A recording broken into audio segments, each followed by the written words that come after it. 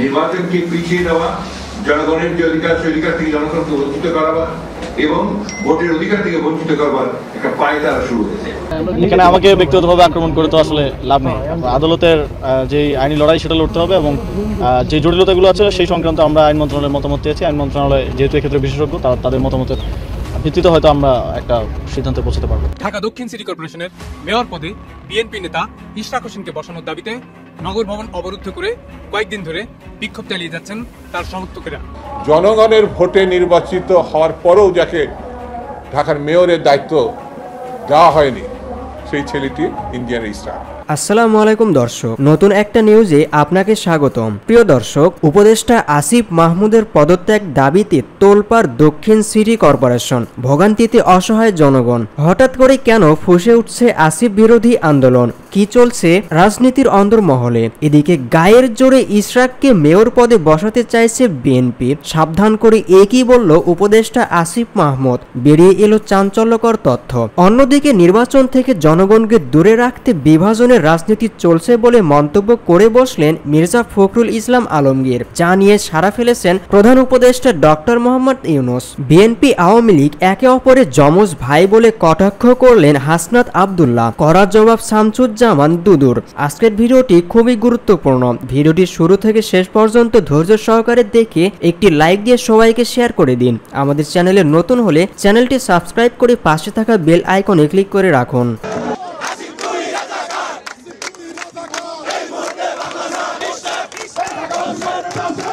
পর্যন্ত আমরা এই নগর ভবন রাজপথ আমরা ছাড়বো না। ইশরাকের বেলায় এসে তার শপথ পালনটা বন্ধ করে তার বিরুদ্ধে একটি ষড়যন্ত্র আমরা লক্ষ্য করছি। আমরা ঢাকাবাসী এক হয়েছি, ঢাকার রাজপথে নেমে এসেছি। কোন প্রকার বৈষম্য এদেশে আর হতে দেওয়া যাবে না। যতদিন আমাদের দাবি না মানা হয় ততদিন আমরা আন্দোলন চালিয়ে যাব। এই মুহূর্তে নগর ভবনে আছেন রিপোর্টার আয়েশা সিদ্দিক সামিয়া। সরাসরি যাচ্ছে তার কাছে। সামিয়া, সকাল থেকে এই অবস্থান কর্মসূচি চলছে। কর্মসূচি অনুযায়ী কিন্তু এখনো তারা এই নগর ভবনের সামনে অবস্থান করছে। যেমনটি দেখাচ্ছি, আসলে গত দিনও কিন্তু আমরা দেখেছি এখানে একটি কনসার্টের আয়োজন করেছে আয়োজকরা। আমরা দেখেছি যে সমর্থক আছে তাদের মনোবল বৃদ্ধির জন্য এবং তাদেরকে উদ্দীপ্ত রাখার জন্য কিন্তু আসলে আজকের এই কনসার্ট আয়োজন। শিল্পীরা কিন্তু একে একে উঠছেন স্টেজে এবং তারা কিন্তু আসলে সঙ্গীত পরিবেশনা করছেন। আমরা দেখছি এতে নেতা কর্মী যারা আছে তারা স্লোগানে যেমন এই এলাকাটি মুখরিত করে রেখেছে, তেমনি কিন্তু আসলে তাদের দাবি একটি। সেই দাবিটি হচ্ছে যে ইঞ্জিনিয়ার ইশরাক হোসেনকে যাতে তারা মেয়র পদে দেখতে পারে, মেয়রের দায়িত্বে যাকে নেওয়া দেখতে পারে এবং নগরের যে সেটি যাতে ইশরাক দিয়ে হয়, এমনটি কিন্তু তারা চাচ্ছেন। আমরা দেখছি একে একে কিন্তু এখনো আসছেন নেতাকর্মীরা বিএনপির এবং তারা কিন্তু এখানে অবস্থান করছেন। পাশাপাশি তারা কিন্তু বলছেন স্থানীয় যে সরকার রয়েছে আসিফ মাহমুদ সচিব ভুইয়া, তার আসলে পদত্যাগ কিন্তু তারা দাবি করছেন। আমরা দেখছি যে এখন আসলে উচ্চ স্বরে তারা চিল্লিয়ে কিন্তু আসলে তাদের জানান দিচ্ছেন দাবিগুলো।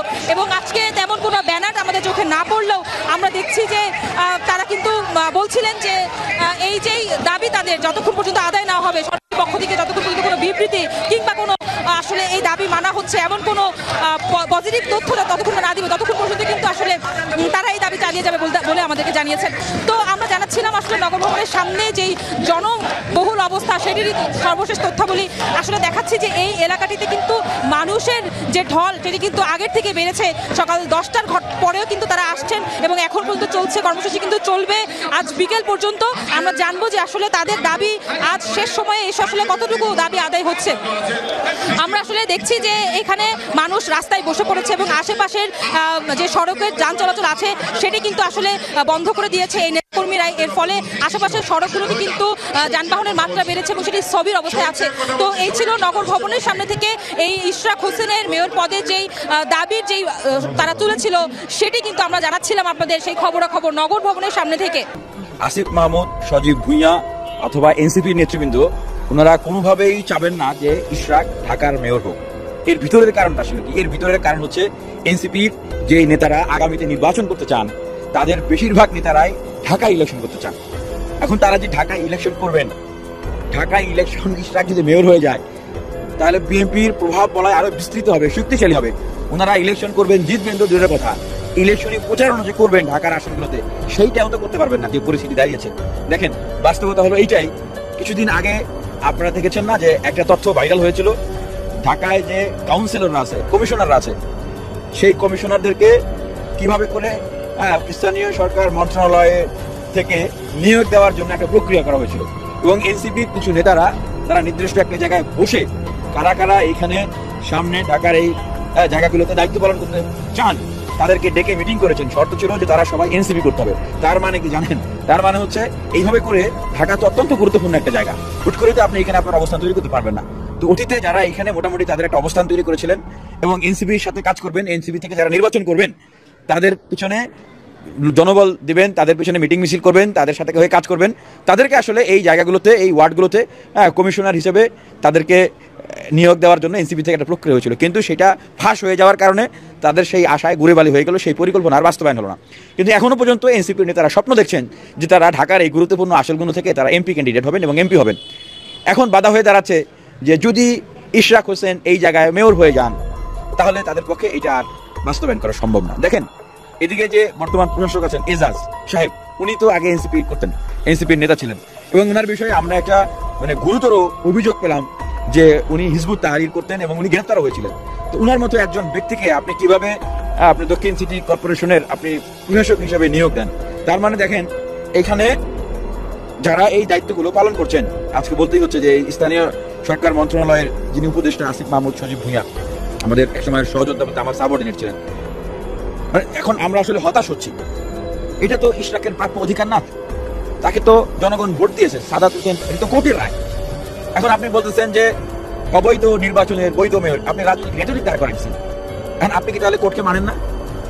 আমি দেখলাম আসিফ মাহমুদ সজীব ভুঁইয়া উনার যে পোস্ট সেখানেও এই বিষয়টা উল্লেখ করেছে। তাহলে আপনি কিভাবে উপদেষ্টা হয়েছেন? আপনাদের এই ইন্টারিম সরকারের বৈধতাটা কি? এটাও তো সেই সুপ্রিম কোর্টের সেই আপনার হচ্ছে পরামর্শমূলক সেই ধারা, যেই ধারা পরামর্শ দিয়েছে যে এরকম এই পরিস্থিতিতে একটা ইন্টারিম গভর্নমেন্ট এটা আপনারা করতে পারেন। এই যে লেজিটিমেসি, তো সেই কোর্টই তো রায় দিয়েছে সাদাত হোসেনকে মেয়র হিসেবে, সেই কোর্টই তো রায় দিয়েছে ইশরাক হোসেনকে মেয়র হিসেবে। তাহলে আপনি কেন সেখানে শপথ করাচ্ছেন না? এখন নানান রকমের আলাপ আলোচনা দিয়ে আইনি জটিলতা তৈরি করা এবং আইনি ভাবে এটার প্রতিবন্ধকতা আছে এই সমস্ত কিছু বলে আপনি কালক্ষেপণ করতেছেন। এখানে স্থানীয় সরকার মন্ত্রণালয়ের উপদেষ্টার এটা দায়িত্ব ছিল, যেই ইশরাক হোসেন এতদিন লড়াই সংগ্রাম করেছে, অত্যাচারিত হয়েছে, তার হাজার হাজার নেতাকর্মীরা জেল কেটেছে, অত্যাচারের শিকার হয়েছে, তাকে তো তার সেই প্রাপ্যতা দিতে হবে। উনি ভিন্ন দল করেন, আমি ওনার দল করি না, কিন্তু ওনার অসংখ্য নেতাকর্মীর সাথে আমার জেলখানা আমরা একসাথে জেল কেটেছি। এই যে গতকালকে আমি দেখেছি যে ইয়াকুব সরকার, ইসাক সরকার, যাদের নামে 250, 300, 350 করে মামলা ছিল, তারা গতকালকে মিছিল করতেছে এই সিটি কর্পোরেশনের মেয়র হিসেবে ইশরাককে চেয়ে।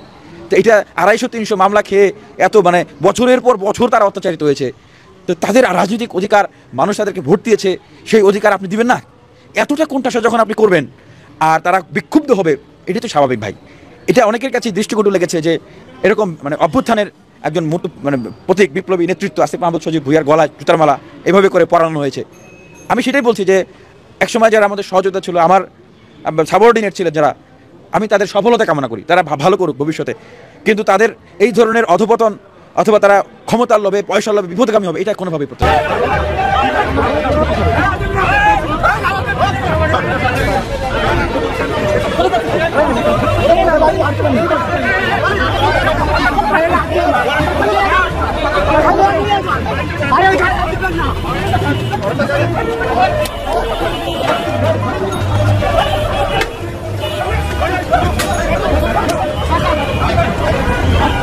নির্বাচন থেকে জনগণকে দূরে রাখতে বিভাজনের রাজনীতি শুরু হয়েছে বলে মন্তব্য করেছেন বিএনপির মহাসচিব মির্জা ফখরুল ইসলাম আলমগীর।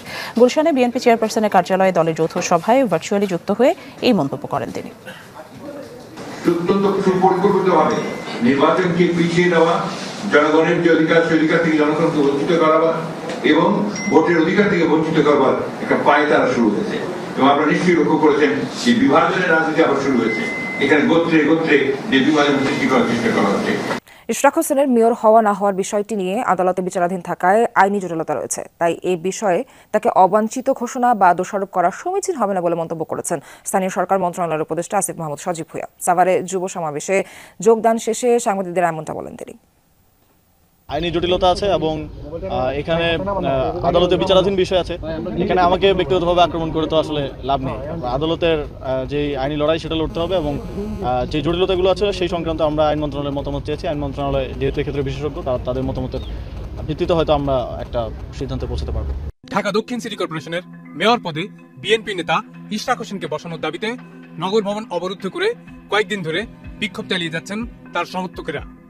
আজ সোমবার তাদের ডাকা ব্লকেট কর্মসূচি থেকে স্থানীয় সরকার উপদেষ্টা আসিফ মাহমুদ সজীব ভুঁইয়াকে অবাঞ্ছিত ঘোষণা করা হয়েছে। বিক্ষোভ কর্মসূচিতে তারা উপদেষ্টা আসিফ মাহমুদের বিরুদ্ধে স্লোগান দিচ্ছেন এবং তার ছবিতে জুতা মারার দৃশ্য দেখা গেছে। তবে এই জটিলতার কারণ এবং এর নিরসনে স্থানীয় সরকার বিভাগের অবস্থান তুলে ধরে ফেসবুকে আজ এক বিবৃতি দিয়েছেন উপদেষ্টা আসিফ মাহমুদ। বিবৃতিতে বেশ কিছু আইনি ও প্রক্রিয়াগত ত্রুটির কথা তিনি উল্লেখ করে লিখেছেন, আওয়ামী লীগের আমলের অবৈধ নির্বাচনগুলোকে বৈধতা দেওয়ার প্রশ্নও প্রাসঙ্গিক হয়ে উঠেছে। রাজনৈতিক দলগুলো যদি স্বীকার করে যে আওয়ামী লীগ আমলের নির্বাচনগুলো বৈধ, তবে সরকারের জন্য এসব প্রশ্নের সম্মুখীন হতে হবে না। উচ্চ আদালতে বিচারাধীন এবং উপরিল্লিখিত জটিলতা নিরসন না করা পর্যন্ত শপথ গ্রহণ সম্ভব নয়। যথাযথ প্রক্রিয়া অনুসরণ না করে বরং গায়ের জোরে আদায় করার উদ্দেশ্যেই নগর ভবন বন্ধ করে মহানগর বিএনপি এই আন্দোলন চালাচ্ছে। ফলে সিটি কর্পোরেশনের দৈনন্দিন কাজ ব্যাহত হওয়া সহ জনদুর্ভোগ সৃষ্টি হয়েছে। এই সকল জটিলতা নিরসন হলে স্থানীয় সরকার বিভাগের শপথ দিতে কোনো সমস্যা নেই। তবে ব্যক্তিগতভাবে আমার বিরুদ্ধে ইশরাক হোসেনের এই আক্রমণাত্মক ও অপমানজনক কার্যক্রমের কোনো কারণ খুঁজে পেলাম না।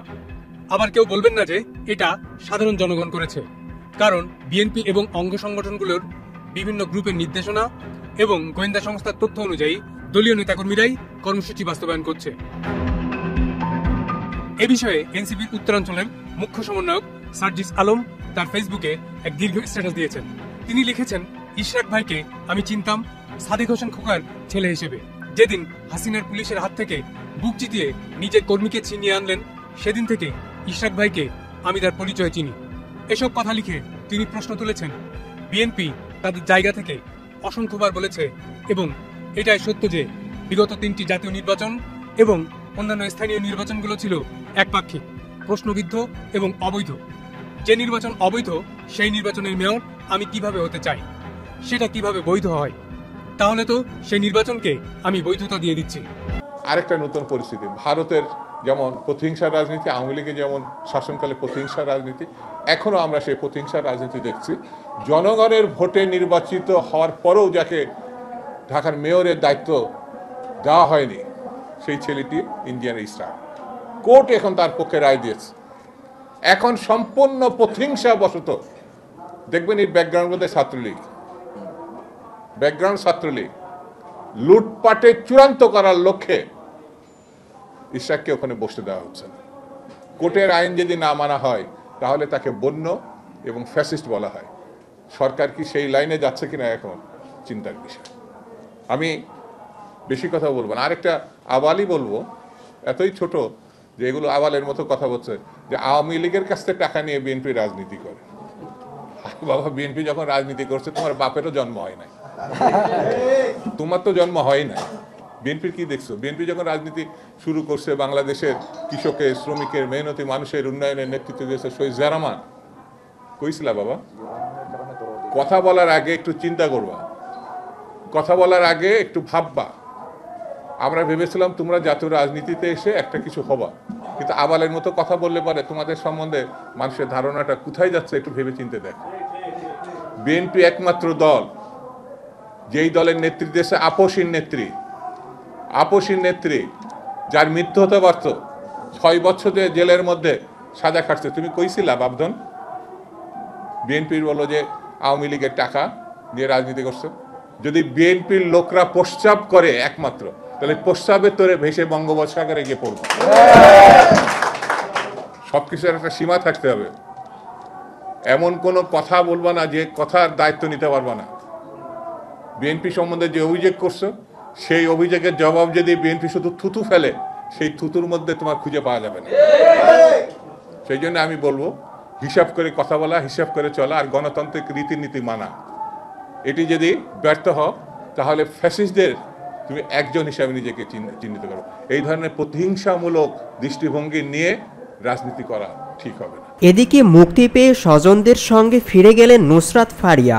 জামিনে মুক্তি পেয়েছেন অভিনেত্রী নুসরাত ফারিয়া। মঙ্গলবার বেলা ৩টায় তিনি কারাগার থেকে বেরিয়ে স্বজনদের সঙ্গে ঢাকার উদ্দেশ্যে যাত্রা শুরু করেন। তার মুক্তির বিষয়টি নিশ্চিত করেছেন কাশিমপুর মহিলা কেন্দ্রীয় কারাগারের সিনিয়র জেল সুপার কাওয়ালিন নাহার। তিনি বলেন, দুপুরে নুসরাত ফারিয়ার জামিনের কাগজপত্র কারাগারে পৌঁছালে তার যাচাই বাছাই শেষে তাকে ৩টায় মুক্তি দেওয়া হয়। আজ বিশেষ সাবমিশন শেষে তাকে জামিন দেন ঢাকার মেট্রোপলিটন ম্যাজিস্ট্রেট আদালত। নুসরাত ফারিয়ার আইনজীবী ব্যারিস্টার মোহাম্মদ ইফতেখার হোসেন সংবাদ মাধ্যমকে এই তথ্য নিশ্চিত করেন। তিনি বলেন, চিফ মেট্রোপলিটন ম্যাজিস্ট্রেট আদালত ১ আমাদের সাবমিশনে সন্তুষ্ট হয়ে অবশেষে চলচ্চিত্র নায়িকা নুসরাত ফারিয়ার জামিন মঞ্জুর করলেন। সোমবার ঢাকার চিফ মেট্রোপলিটন ম্যাজিস্ট্রেট আদালত তাকে কারাগারে পাঠানোর আদেশ দেন। তবে তার জামিন শুনানির জন্য আগামী ২২শে মে তারিখ ধার্য করা হয়েছিল।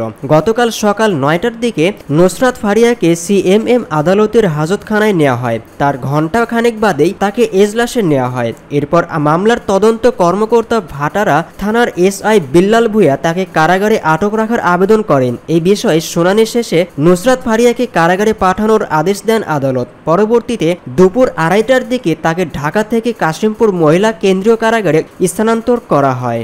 এর আগে ১৮ই মে ঢাকার হযরত শাহজালাল আন্তর্জাতিক বিমানবন্দর থেকে নুসরাত ফারিয়াকে আটক করা হয়। ২০২৪ সালের বৈষম্য বিরোধী ছাত্র আন্দোলন চলাকালীন রাজধানীর ভাটারা থানাধীন এলাকায় হওয়া একটি হত্যা চেষ্টা ঘটনায় ঢাকার সিএমএম আদালতে দায়ের করা মামলায় তাকে গ্রেপ্তার করা হয়। মামলায় শেখ হাসিনা ও নুসরাত ফারিয়া সহ ২৮৩ জনকে আসামি করা হয়। মামলার নথিপত্র থেকে জানা গিয়েছে, গণ অভ্যুত্থানে ক্ষমতাচ্যুত সাবেক প্রধানমন্ত্রী শেখ হাসিনা এবং তার সরকারের সংশ্লিষ্ট ২৮৩ জন ও অজ্ঞাতনামা ৩০০ থেকে ৪০০ জনের বিরুদ্ধে ঢাকার সিএমএম আদালতে মামলাটি করেছেন এনামুল হক। মামলার বৈষম্য বিরোধী ছাত্র আন্দোলনের বিপক্ষে অবস্থান নিয়ে আওয়ামী লীগের অর্থ যোগানদাতা হিসেবে চিত্রনায়িকা নুসরাত ফারিয়াকে আসামি করা হয়েছে।